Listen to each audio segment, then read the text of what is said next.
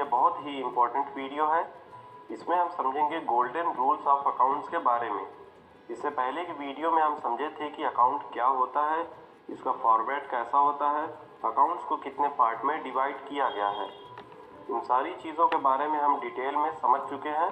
अगर आप वो वीडियो नहीं देखे हैं या अकाउंट के बारे में जानना चाहते हैं, अकाउंट कौन कौन से होते हैं इसकी अभी आपको नॉलेज नहीं है, तो आप उस वीडियो को एक बार ज़रूर देखें।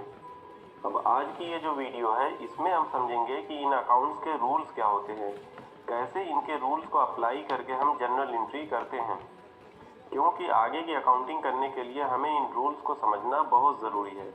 इसीलिए इसे गोल्डन रूल्स ऑफ अकाउंट्स कहा गया है। बिना इसके हम कोई भी जर्नल एंट्री नहीं कर सकते हैं। तो चलिए दोस्तों आगे बढ़ते हैं इस वीडियो में और जानते हैं कि इन अकाउंट्स के क्या क्या रूल्स होते हैं। शुरू करने से पहले आपको एक बात बता दूं कि यहाँ मैं अकाउंट्स को डिटेल में नहीं बताऊंगा। इसमें बस हम यह समझेंगे कि इन अकाउंट्स के रूल्स क्या होते हैं और उसको एग्जाम्पल के थ्रू अच्छे से क्लियर करेंगे। तो अगर आपको टाइप्स ऑफ अकाउंट्स के बारे में नहीं पता तो आपको यह गोल्डन रूल्स को समझने में बहुत मुश्किल होगी। इसलिए अगर आप जर्नल एंट्री करना चाहते हैं या एंट्री पास करना चाहते हैं तो सबसे पहले आपको टाइप्स ऑफ अकाउंट्स के बारे में नॉलेज होनी चाहिए। तो आइए सबसे पहले समझते हैं कि पर्सनल अकाउंट्स के क्या रूल्स होते हैं। पर्सनल अकाउंट का रूल है debit the receiver and credit the giver. इसका मतलब है कि हम उस पर्सन के अकाउंट को डेबिट करेंगे जो बिजनेस से कुछ पा रहा है या रिसीव कर रहा है, और उस पर्सन के अकाउंट को क्रेडिट करेंगे जो बिजनेस को कुछ दे रहा है, वो gives something to the business. यानी इसे शॉर्ट में कह सकते हैं कि पाने वाले को डेबिट, डेबिट द रिसीवर, और देने वाले को क्रेडिट, क्रेडिट द गिवर। आइए इसे एक एग्जाम्पल के थ्रू अच्छे से समझते हैं। Paid ₹10,000 to Ravi. रवि को 10,000 रुपये दिए या चुकाए। जैसा कि आप जानते हैं कि अकाउंटिंग में हम डबल एंट्री सिस्टम के रूल्स को फॉलो करते हैं। इसका मतलब होता है कि जब भी कोई हम लेन देन करते हैं या कोई भी ट्रांजैक्शन होता है तो उसके दो अकाउंट अफेक्ट होते हैं, जिसमें एक को हम डेबिट करते हैं और दूसरे को क्रेडिट। तो यहाँ भी यह एक ट्रांजैक्शन जो हुआ है कि रवि को 10,000 रुपये दिए हैं, इससे भी दो अकाउंट अफेक्ट हो रहे हैं। एक तो यह ₹10,000 जो कि हम कैश में दिए हैं, यह कैश अकाउंट होगा, और दूसरा ये जिसको दिए हैं रवि को, तो इसका अकाउंट बनेगा रवि's अकाउंट। तो यह जो रवि का अकाउंट है यह पर्सनल अकाउंट में आएगा, यानी कि नेचुरल पर्सनल अकाउंट। यह रवि रिसीवर है, इसे हम डेबिट करेंगे, यानी डेबिट द रिसीवर। जैसा कि पर्सनल अकाउंट का रूल है कि debit the receiver and credit the giver. तो आइए अब इसकी जर्नल एंट्री करते हैं, और यह एंट्री हम पर्सनल अकाउंट के रूल के हिसाब से ही करेंगे। तो यहाँ पे जो है डेबिट द रिसीवर, यानी कि रवि हमारा जो पैसा रिसीव कर रहा है इसको डेबिट करेंगे। तो Ravi debit 10,000 to cash account 10,000। अब यहाँ पे एक नरेशन लिख देंगे जिससे कि हमें इस नरेशन को पढ़ कर ही समझ में आ जाए कि किस तरीके का ट्रांजैक्शन हुआ है। Being amount paid to Ravi. तो बस ये एक एंट्री हमारी कंप्लीट हो गई है। तो अगर आप इन तीनों अकाउंट्स के बारे में अच्छे से समझ लेते हैं और इनके क्या क्या रूल्स होते हैं, यह आपको क्लियर हो जाता है कि किसे डेबिट करना है और किसे क्रेडिट करना है। तो एंट्री करना आपके लिए बहुत ही ईजी हो जाएगा। जर्नल एंट्री करने का एक प्रॉपर फॉर्मेट होता है, पर यहाँ हम बस समझने के लिए ऐसे ही जर्नल एंट्री कर रहे हैं। आगे बस एक दो वीडियोस के बाद जब मैं जर्नल एंट्री के ऊपर वीडियोस बनाऊंगा तो उसमें हम इसके पहले फॉर्मेट को अच्छे से समझेंगे, फिर उसके बाद उसके हिसाब से जर्नल एंट्री करेंगे। तो चलिए अब दूसरे अकाउंट के बारे में जानते हैं। दूसरा हमारा है रियल अकाउंट्स। रियल अकाउंट का रूल है debit what comes in and credit what goes out.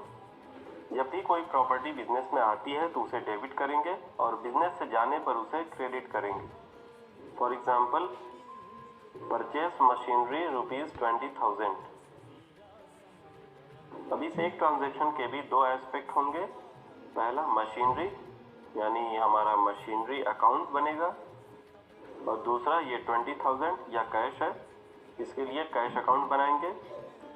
अब यह जो मशीन है तो इसे हम परचेज कर रहे हैं, तो यह बिजनेस में आ रही है, यानी कि डेबिट व्हाट कम्स इन, और इसके परचेज करने के लिए हम कैश का पेमेंट कर रहे हैं, यानी कैश बिजनेस से जा रहा है। क्रेडिट व्हाट गोज आउट, तो इसके हिसाब से हमारे